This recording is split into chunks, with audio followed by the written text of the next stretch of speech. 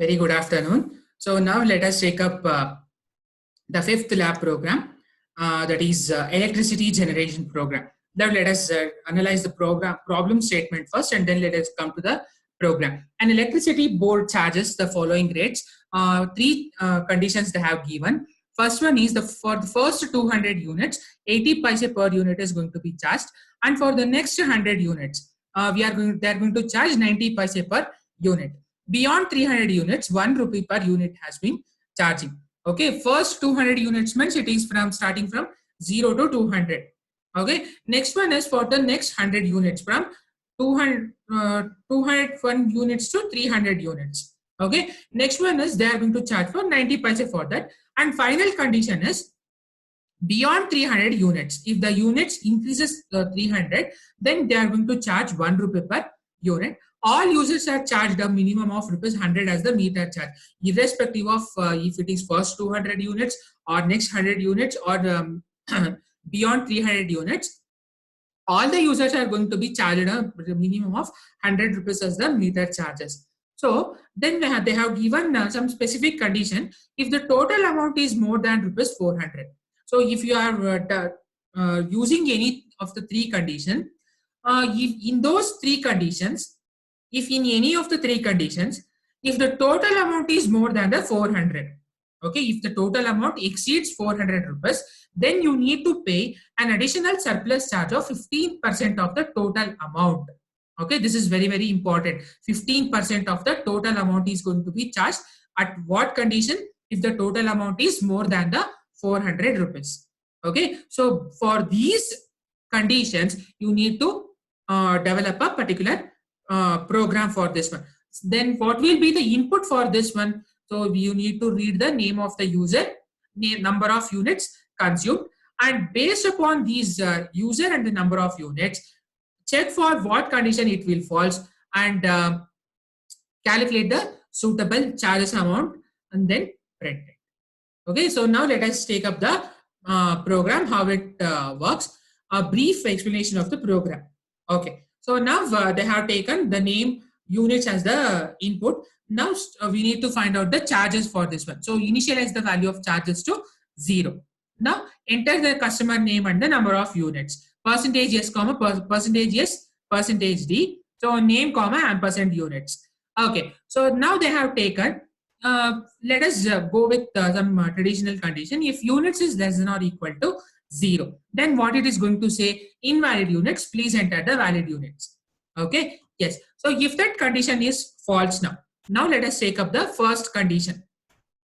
For the first 200 units, that means starting from 1 to 100, starting from 1 to 100, then what is the condition? They are going to charge with 80 paise per unit along with the meter charges. That is, charges is equal to 100 plus 0.80 into units. Okay, that is the formula. Next, they have taken for the next 100 units. That means from 201 to 300. Then what will be the formula? 100 plus 160 plus 0.90 into units minus 200. So basically, he has already paid for the first 200 units. Okay, so now he has to pay for the next 100 units now. That's why we have taken it as units minus 200.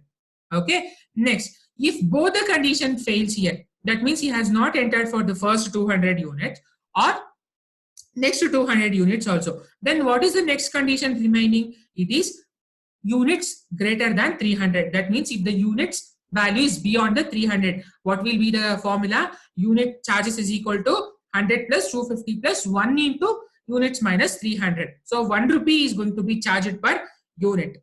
Okay, so after the calculation of all these charges, we are going to print the customer name and along with the charges. They have mentioned one separate class by mentioning saying that if the total charges exceeds 400 rupees in any of the condition, whatever it may be, if the total charges exceeds 400, you should be very careful.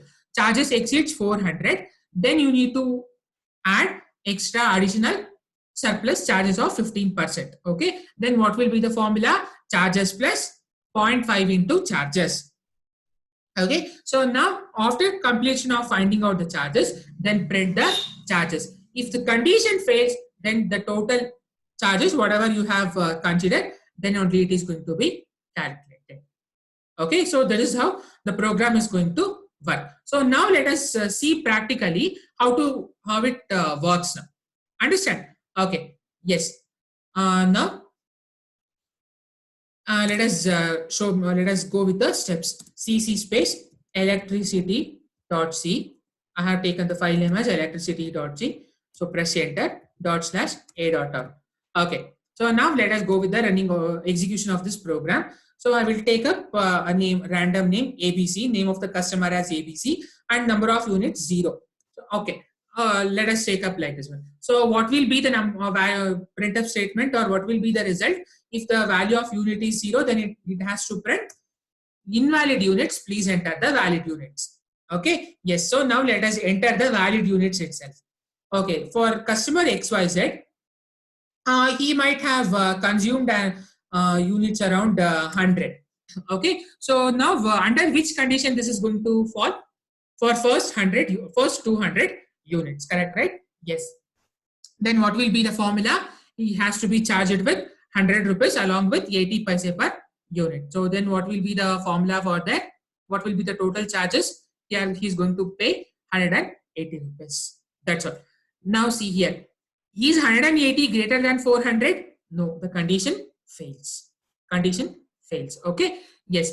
So for example, let us consider for one more input values.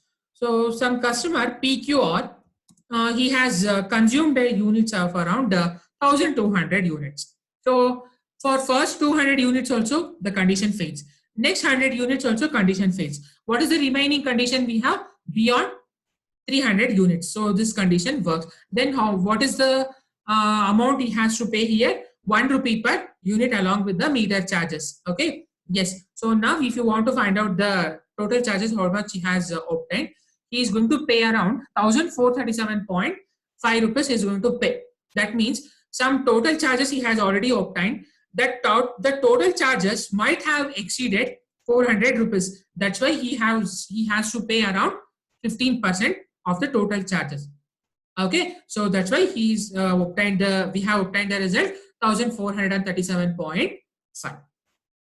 Okay, so this is how your electricity consumption program is going to work. So whatever the values we have considered here, please check it manually whether it is yielding perfect result or not.